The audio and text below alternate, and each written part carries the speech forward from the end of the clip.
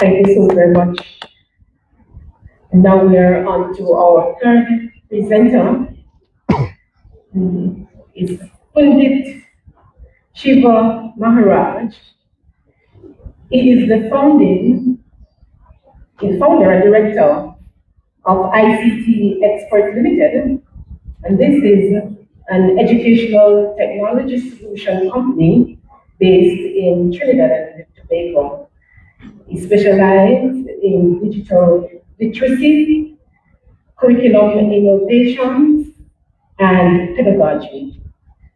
And today, he shall be sharing with us on the topic Bridging Gaps in AI Augmented SOLE as a solution for equity and student success in Caribbean schools. Please make him welcome.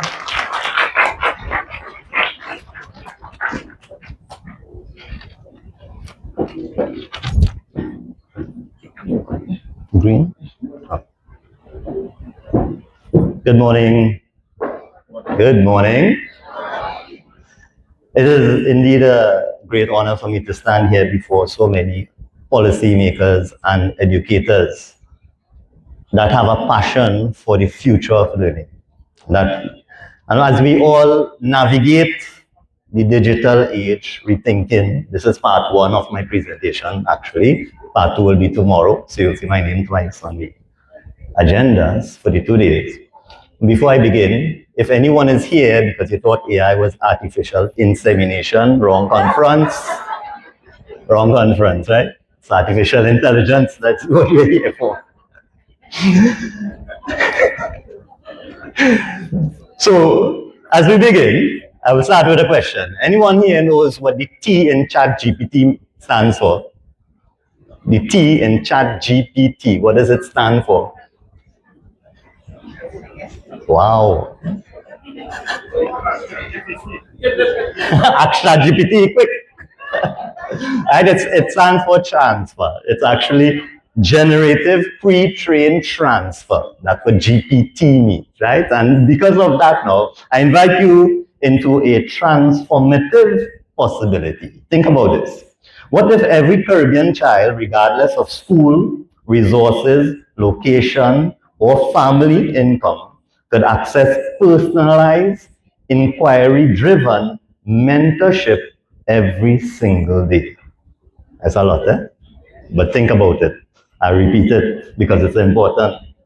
What if every Caribbean child, regardless of school, resources, location, or family income, could access personalized, inquiry-driven mentorship every single day? Now, that is what I know it's a mouthful, right? AI Augmented SOLE offers, and I'll try to show you how in the next 20 minutes. Well, 15 minutes now, right? Right, so we have a crisis.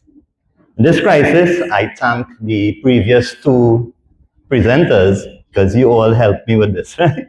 You all helped me to identify we do have an issue. We do have especially with mathematics, and we have our examinations on a regional level as well as our last presenter showed us on an international level.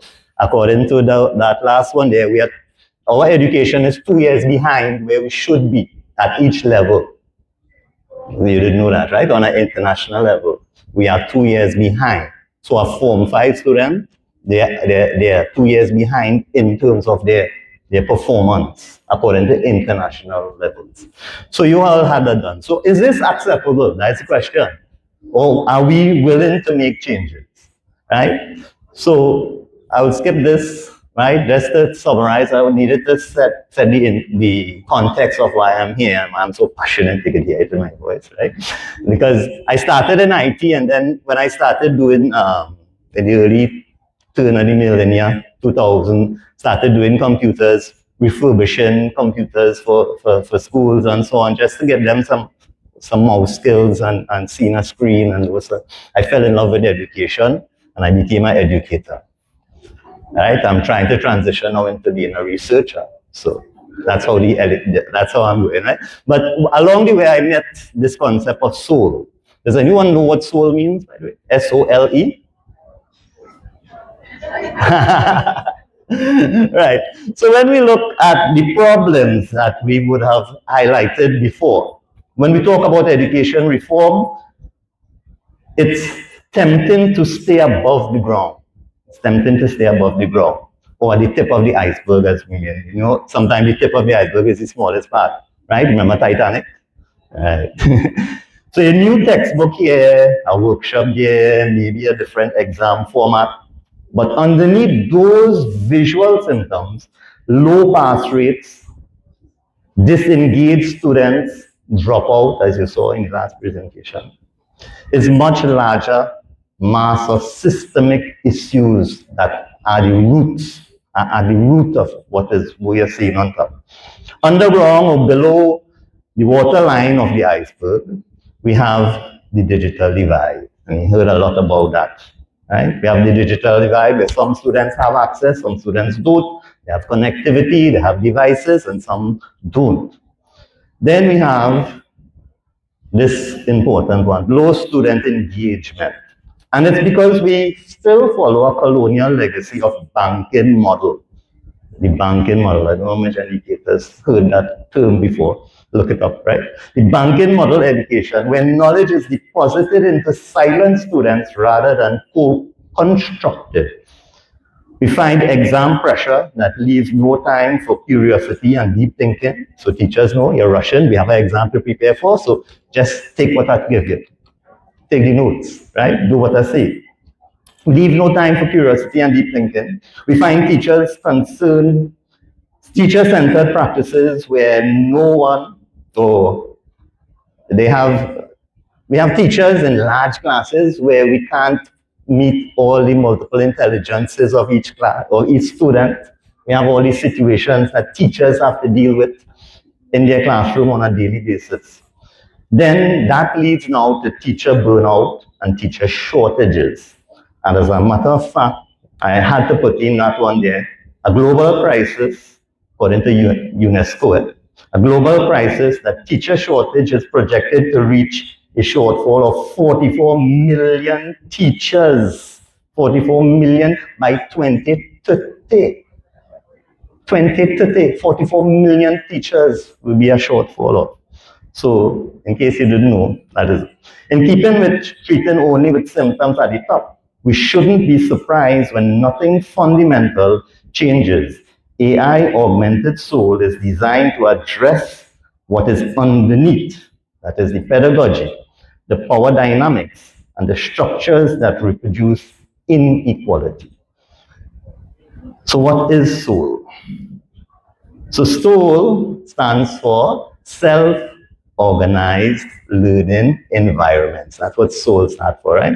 And it started with this guy in this picture, not me, the other guy, right? That's Professor Sugata Mitra. Anybody know of him? Professor Sugata Mitra. You ever saw the movie Slumdog Millionaire? It was based on his research, his theories. So he put a hole in the wall is the name of the experiment, where he put an old computer out his office and allowed these children from the slums nearby to go and play with it. What was surprising to him, in 1999, he installed that computer in the wall in Delhi and he walked away. Children who had never touched a computer taught themselves to browse, draw, sketch, and find information on the internet in English, and they don't even know to talk English. And they teach themselves all that, right? Which then led him to self-organized learning environment. It requires just 4 things. Those 4 things, you need a big question, open-ended, intriguing, without a single right answer. Secondly, you need small groups of students sharing a device, sharing, not one per child, sharing a device. And you'll see why I stress on that, right? And small groups of students sharing a device, collaborating to build an answer, And third, you need, well, here they have internet access, but I would say access to information. I will tell you why I changed that as well. Internet access he has in the original plan, right? For students to research. And fourth, a teacher who steps back from lecturing and steps in to facilitate as a facilitator, observing, asking questions, and connecting ideas. Students investigate, debate, move between groups, and present what they have found. Studies across country show that SOLE significantly improves creative thinking, critical thinking, and engagement. All the what you're hearing whole morning that we want to improve, especially in higher order problems, like the mathematical problems we have seen. Right? In other words, SOLE transforms the classroom into a place of delivery and from a place of delivery into a place of discovery. Right? So it's a transformation. So now, let's look at some of the evidence that this works. And right now we're just talking about the concept of SOLE. Now, you might be thinking this sounds promising, but does it actually work? Let me share with you that in the Philippines, post-test science scores jumped from 21 to 40, nearly 19 points. And students reported 50% higher curiosity and 40% more persistence in just 6 weeks. In just 6 weeks. In Indonesia, 33% to 86% achievement. Right? And then you had all those statistics. I'm sharing these slides with you all after. So basically, the research shows that it works. The system, the SOLE system, right? So in the Caribbean context now, we already have things in place, right? We have all those organizations that have ethical practices that we could follow, right? And it's here. We just need to use them, right? So let's move in forward quickly. So now let's talk about the AI layer, which is what you're here for, right? So with the AI approach, we move from sage on the stage to guide on the side, right? Sage on the stage to the guide on the side. So with that AI now, we move from the traditional AI, which you have been hearing a lot about, and we had some mention of in the mathematics presentation about the Socratic AI. So Socratic AI now changes the game in terms of instead of giving you the answer. So when I wrote the abstract for this last year, July, Socratic AI was nothing yet. It didn't have a learning mode in ChatGPT yet. So you see how fast things change. And by the time I'm here, it's actually here. You have a learning mode in ChatGPT now, where it will now ask you questions, right? I had a video for you to watch there, but we'll skip it. Right? So when it brings these two together now, you have a powerful combination now. You have a pedagogical, proven system to use the AI in. Now with the SOLE, why it's important that I mentioned before, because we have lack of resources and lack of funding and all that, you don't need a device per child. You don't even need internet connection because you can do a local server with your GPT that has been trained in what all the subjects that you teach in the school, right? And only that server might need internet access to update. I've been doing that since back in the 2000s when I used to download websites, educational websites, to our server, because internet was slow back then. And the children used to surf from a local network. So it's not like we don't use that as an excuse that you don't have that connectivity, right? All right, so this is just sum up here. We have how the impact of SOLE would serve to address all those things that I gave to you at the starting: limited digital access, teacher shortages, exam burnout. So it's a solution that is easy to follow and easy to implement, right? So you all can meet with me afterwards and we can have discussions how you can do it in your schools, right? So we need to start with some sample schools, right?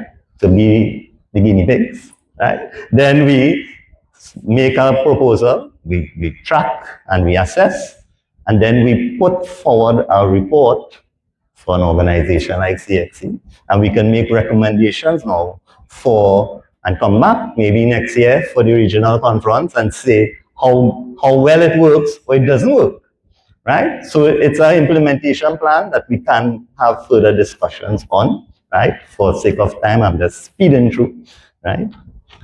And if you want to get my contacts, you can scan the code there. You have my contacts there as well. One goes to a website with more information on what I have been doing, and one goes to, if you have internet, you go to the one with the internet, you go to the website. If you don't have internet, you go to the other one that will save my contacts to your phone directly, right? I also have an NFC card, so if you want to just tap and get my information, you can get it, right? So thank you. If you want to download presentation, you can scan this. You can download the presentation, right? So I know I have plenty of questions, so I'll keep your questions. I'll have my answers when you're ready for after. So thank you very much, everyone. So I see you tomorrow for part 2 of this, right? And hopefully I have a full time.